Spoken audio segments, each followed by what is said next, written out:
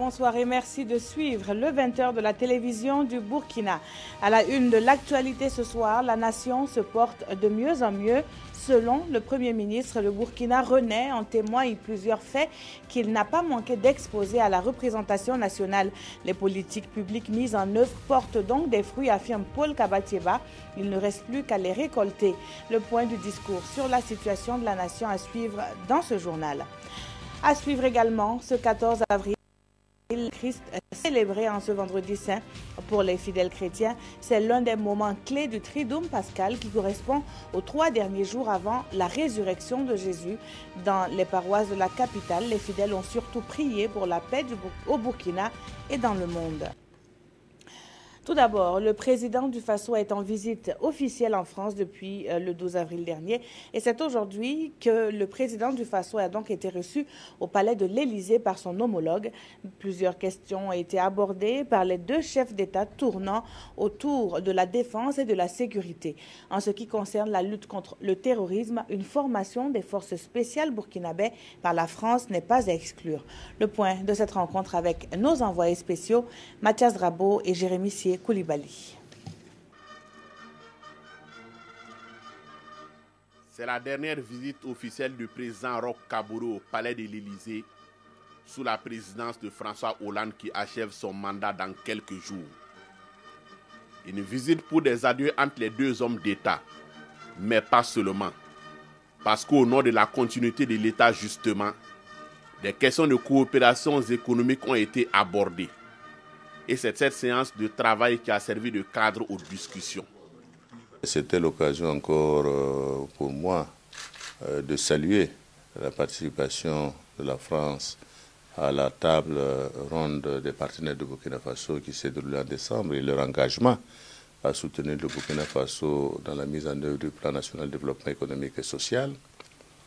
De saluer également l'action de l'AFD qui participe au financement de la ville à travers l'État pour près de 52 milliards de francs CFA.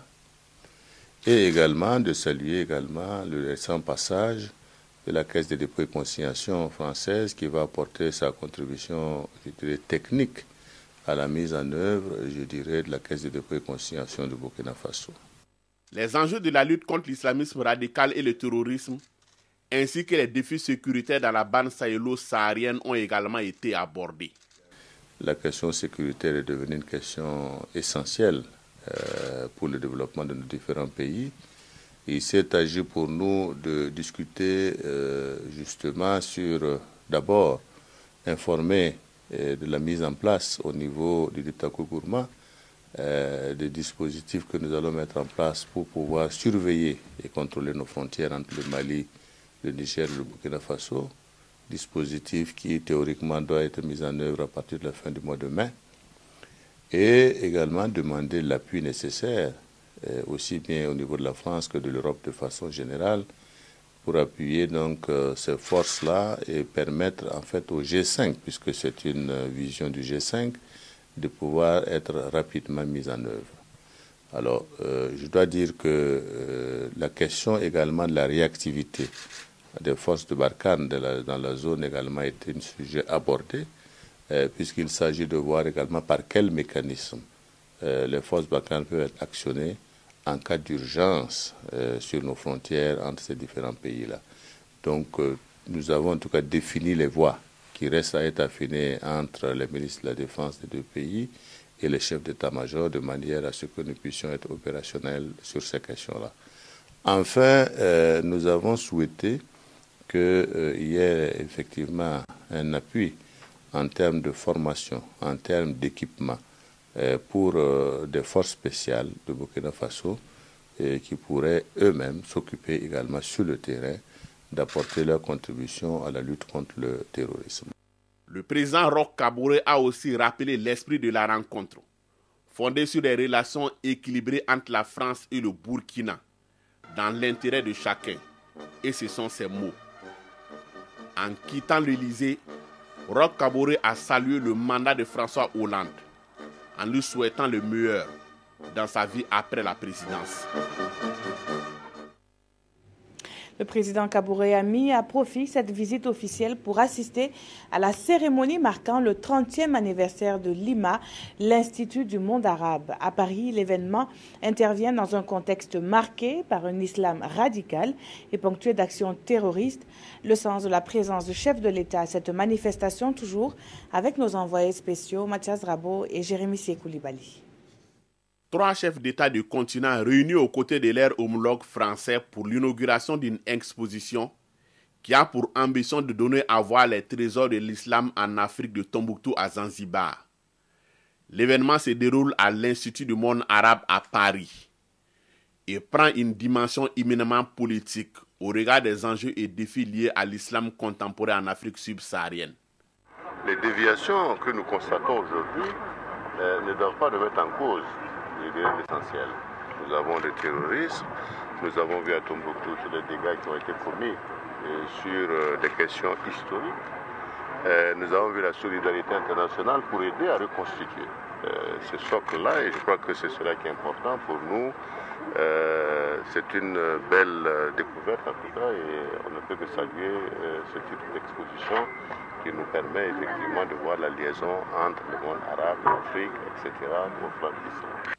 Cette exposition, c'est à la fois pour montrer les dangers de l'extrémisme, du fondamentalisme et aussi de la dictature, mais aussi pour montrer que l'islam est un islam de tolérance et de liberté. Certaines œuvres sont ici exposées pour la première fois. Et l'ensemble de ces œuvres de l'esprit suscite des réflexions au-delà de leur valeur artistique.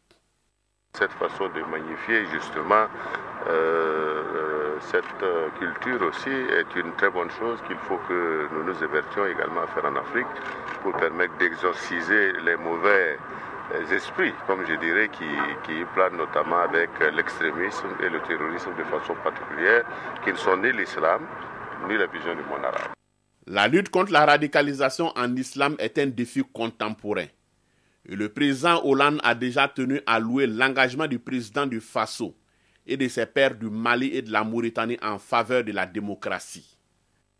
Je veux saluer les chefs d'État qui sont ici, ce sont des amis, ils ont été déterminants dans leurs pays respectifs, déterminants pour faire prévaloir la démocratie, déterminants pour lutter contre le terrorisme, déterminants aussi pour assurer la cohésion de l'unité africaine, encore récemment pour trouver une solution pour la Gambie. L'exposition Trésor de l'islam en Afrique, qui se poursuit jusqu'au 30 juillet prochain, entend aussi participer d'une volonté de lutter contre les préjugés et pour la promotion d'un islam universel, riche de sa diversité et porteuse de valeurs de paix et de tolérance. Cap à présent sur l'hémicycle où s'est exprimé le Premier ministre. Conformément à l'article 109 de la Constitution, Paul Kabatieba a livré un discours sur la situation de la nation ce jour 14 avril. Au cours de cet exercice, le chef du gouvernement a noté que le Burkina Faso est en marche et que des progrès substantiels ont été réalisés. Le résumé avec Nyarki Teda.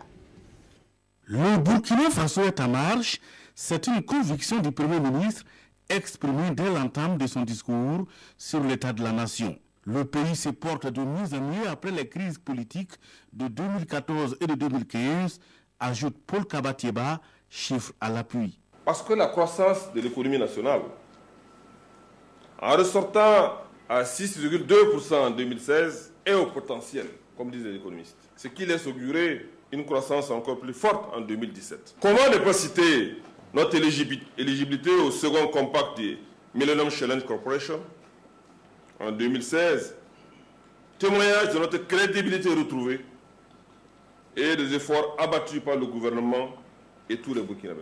Les anglophones disent « Burkina Faso is back ». Mais le Burkina Faso peut se féliciter de la réussite de la table ronde des bailleurs de fonds de décembre dernier à Paris pour le financement du PNDS avec environ 18 000 milliards comme intention de financement. Une performance qui indique que le Burkina Faso redémarre, a insisté le Premier ministre. Ce redémarrage ne doit pas faire perdre de vue les nombreux défis auxquels le gouvernement a fait face en 2016. La grogne sociale qui est montée d'un cran a impacté négativement la mobilisation des ressources.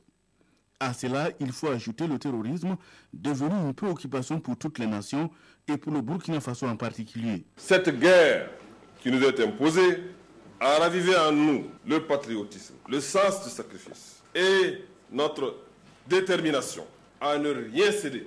Nous n'avons pas peur de nos ennemis et nous sommes déterminés à nous battre pour préserver ce qui nous est cher, la liberté, la démocratie et notre souveraineté.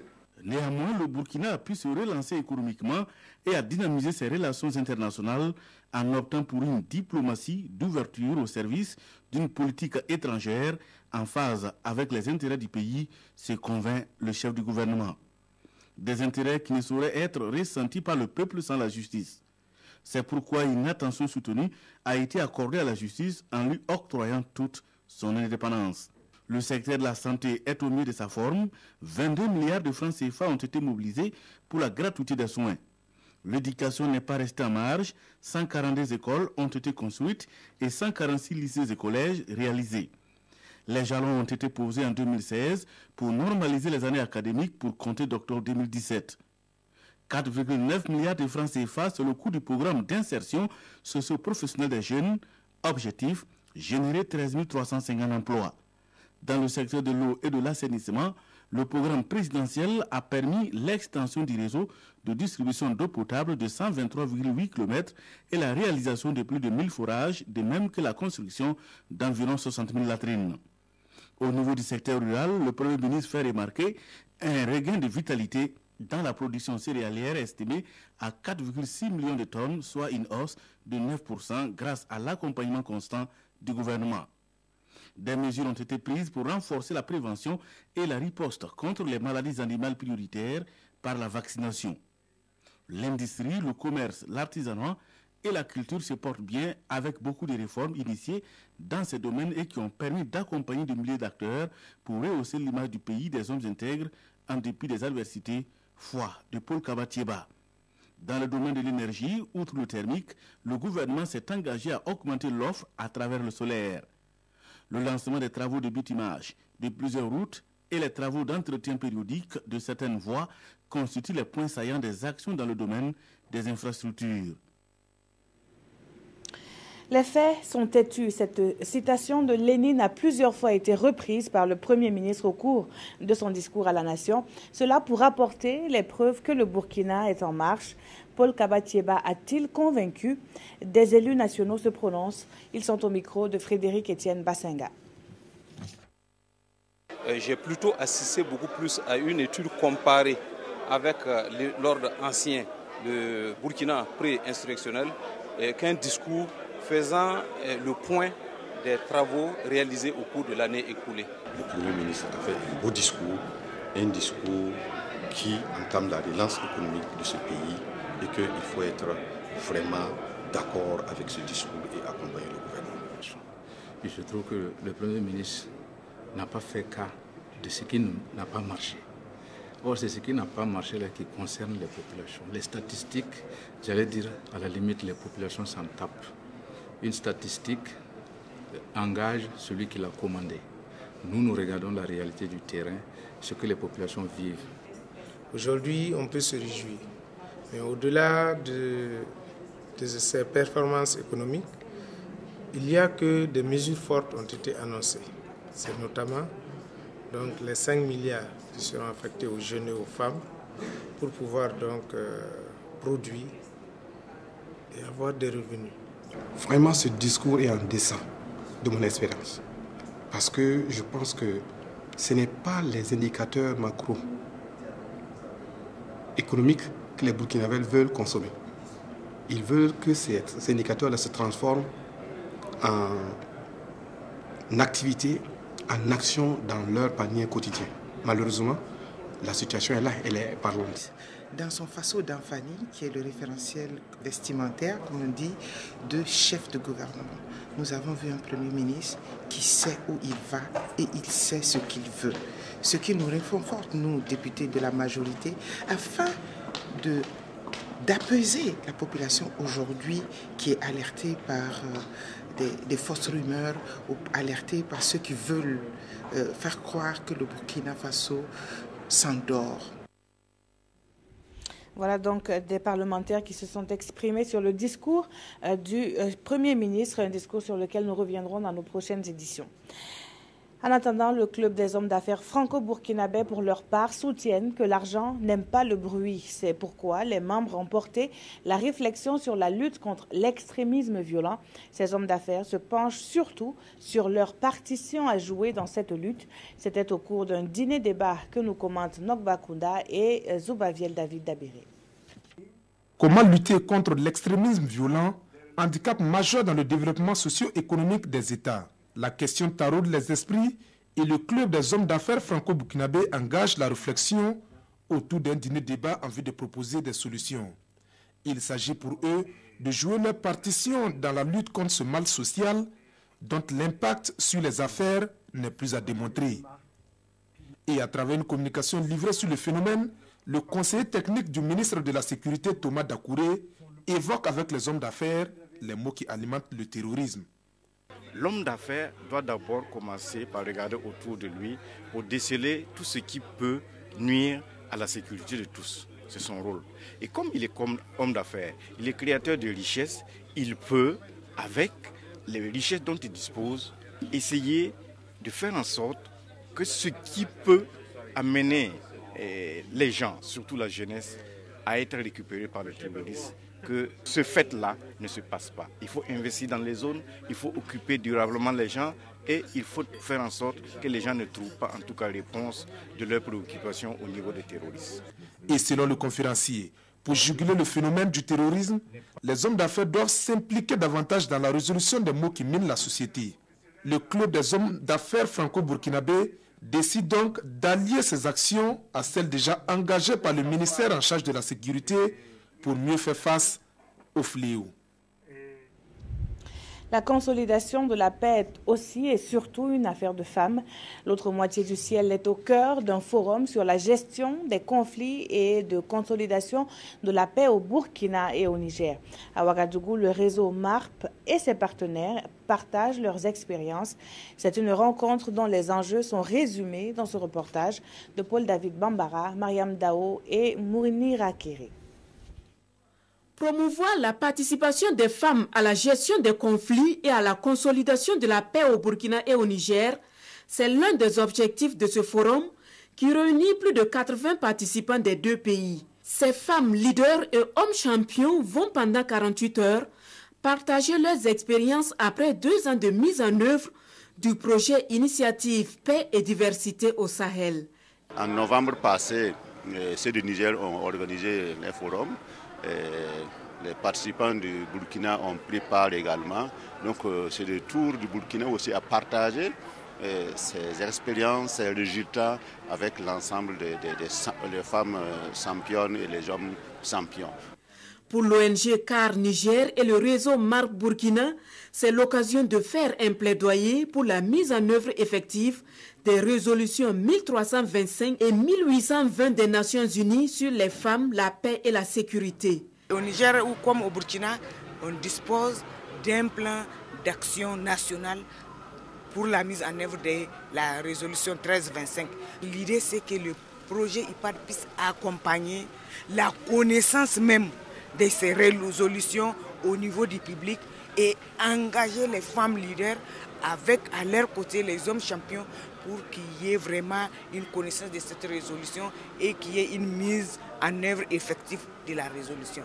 Cette rencontre de Ouagadougou va jeter les bases du réseautage entre les femmes leaders du Niger et du Burkina afin de conduire le plaidoyer dans les deux pays. Les échanges commerciaux entre le Burkina et la Côte d'Ivoire vont se renforcer.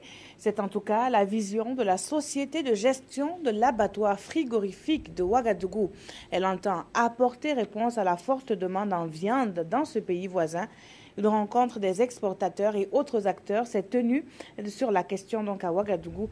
Le compte rendu de Roger Kam et Aruna Maré. De la viande made in Burkina pour conquérir plus de parts de marché en Côte d'Ivoire.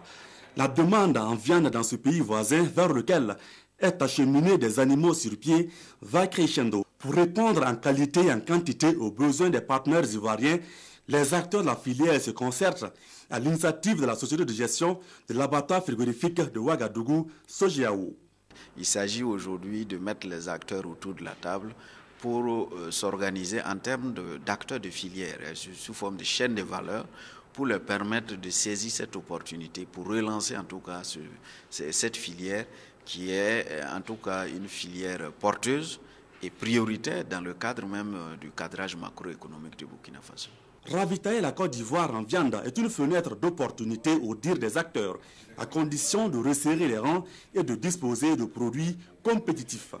Pour mieux exporter vers la Côte d'Ivoire, on va nous organiser en groupe et faire de telle sorte qu'il y ait même un entrepôt au niveau de la Côte d'Ivoire pour qu'une fois que la viande est arrivée là-bas, pour que ça ne souffre pas. Ceux qui ont envie de faire et qui n'avaient pas les moyens, je pense qu'ils peuvent ouvrir des portes d'accès pour qu'on puisse pouvoir accéder à une certaine somme pour pouvoir faire le travail. Cette rencontre fait suite à la visite de partenaires ivoiriens dans la capitale burkinabé.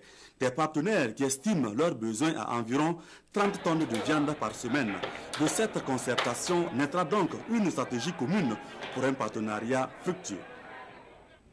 Les chrétiens du monde et ceux du Burkina méditent aujourd'hui sur la passion du Christ. Ce vendredi saint, plusieurs paroisses revivent cette passion à travers un chemin de croix vivant. C'est l'une des étapes les plus importantes des 3 derniers jours avant la résurrection du Christ. Césaire Carfo et Zoubaviel David Dabiré ont fait le tour de quelques paroisses. Leur reportage.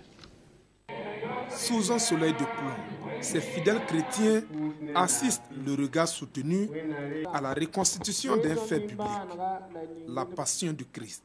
Nous sommes jour de vendredi saint. À travers une mise en scène savamment orchestrée, ils revivent la trahison du Christ par son disciple Judas, son arrestation par les pharisiens, son jugement et sa condamnation par Ponce Pilate.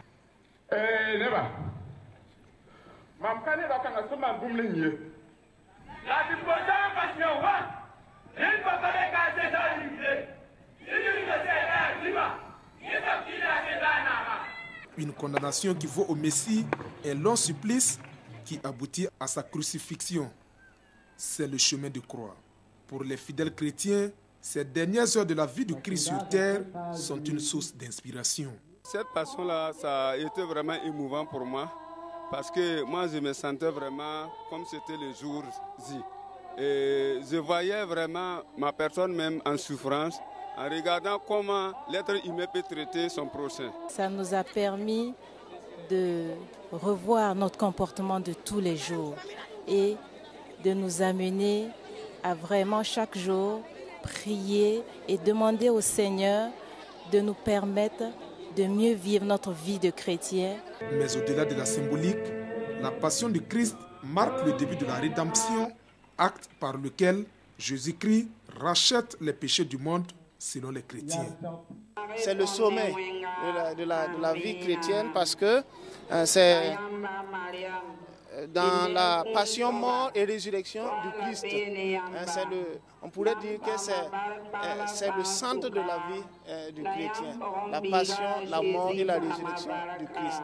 Voilà, on pourrait dire que c'est le nœud de la vie chrétienne. Les fidèles chrétiens de 14 paroisses prennent part à ce chemin de croix qui annonce la fête de Pâques. La 7e édition du festival Passana bat son plein à Ouagadougou et comme chaque année, la promotion des valeurs culturelles, la sensibilisation mais également les échanges économiques sont à l'affiche de ce festival. L'association qui porte le même nom que le festival lui-même entend inscrire la manifestation dans le registre des grands rendez-vous culturels du Burkina. Césaire Carfo, Vincent Kendrobergo, reportage. Venus des 4 coins du Burkina Faso, ils sont ici à l'occasion de la 7e édition du festival Passana. Plusieurs manifestations sont au programme, parmi lesquelles de la musique traditionnelle, de la danse, des projections de films, des conférences, débats, le tout dans une ambiance d'une rue marchande qui animera le Passana 2017. Vu les efforts que l'association Passana déploie, que l'association Passana effectue, surtout pour la promotion de la musique traditionnelle, en particulier la musique traditionnelle burkinabé, et également les efforts de sensibilisation, de formation, d'éducation qu'elle fait, surtout à l'endroit de la jeunesse. Donc à travers même le thème de cette année, la jeunesse et civisme, nous nous sommes vus obligés de les accompagner. La musique traditionnelle est en baisse, clament les organisateurs, et ce festival vise à promouvoir l'expression artistique et culturelle traditionnelle au Burkina Faso. Le festival Fazana, c'est un festival de musique traditionnelle qui œuvre pour la promotion et la valorisation des musiques traditionnelles en Afrique avec la forte participation de la jeunesse. Nous avons vu que la musique traditionnelle est en baisse de pression, donc il était important pour nous d'essayer de réveiller cette musique, de réveiller tout ce qu'on fait comme musique traditionnelle dans le but de ramener la jeunesse à consommer nos musiques. Une particularité de Passana 2017, l'événement réunit des festivaliers venus du Nigeria et du Ghana et un accent est mis sur la sensibilisation des jeunes au civisme. Les journaux de ce vendredi ont tous commenté la visite de la Coalition pour la démocratie et la réconciliation nationale à Côte d'Ivoire-Abidjan. S'ils apprécient donc différemment cette démarche, les quotidiens ont tous déploré le braquage dont a été victime une ambulance à Bitou dans la province de Boulgo. La revue de la presse est avec Abdoul Rasmanezongo. C'est une histoire pour le moins renversante, voire rocambolesque, et qui fait penser à un scénario de roman policier ou de film hollywoodien, et pourtant les faits sont réels. L'ambulance en général, synonyme de sécurité, est en insécurité ici. Jugez-en vous-même. En provenance de Bitou et en direction de Tinkodougou, une ambulance évacuant une femme ayant accouché d'un prématuré, raconte les éditions Le Pays, a été inimaginablement la cible d'une attaque. Les soigneurs d'un temps révolu, les trois braqueurs, munis d'armes à feu, de gourdins et de machettes, diagnostiquent les passagers, plutôt depuis le maïticien d'État, le chauffeur et le mari de la femme, pour s'emparer d'argent, de téléphones portables et de tablettes. Autre chou gras, c'est cette annonce, je cite, « Rien ne peut se construire avec une nation divisée ». L'affirmation est de Blaise Compaoré dans les colonnes du journal L'Observateur. Une annonce qui fait suite à sa rencontre à Abidjan avec la CODER. En témoigne cette photo. Le président de la CODER, Gilbert Noël Ouedraogo, a expliqué les tenants et aboutissants de la coalition à son hôte et les perspectives vues sous l'angle de la réconciliation nationale. Cependant, l'initiative de la CODER jette un mouvement citoyen dénommé Yanama dans un doute troublant. Daouda Ouattara, président du dit mouvement, est sceptique, je cite. Il y a des raisons de douter de la bonne foi de la CODER. Et mieux, le sourire entre Blaise Compaoré et la CODER cache bien un plan B. Merci d'avoir suivi ce journal qui s'achève. Draman Dadian vous retrouve à 22h30 pour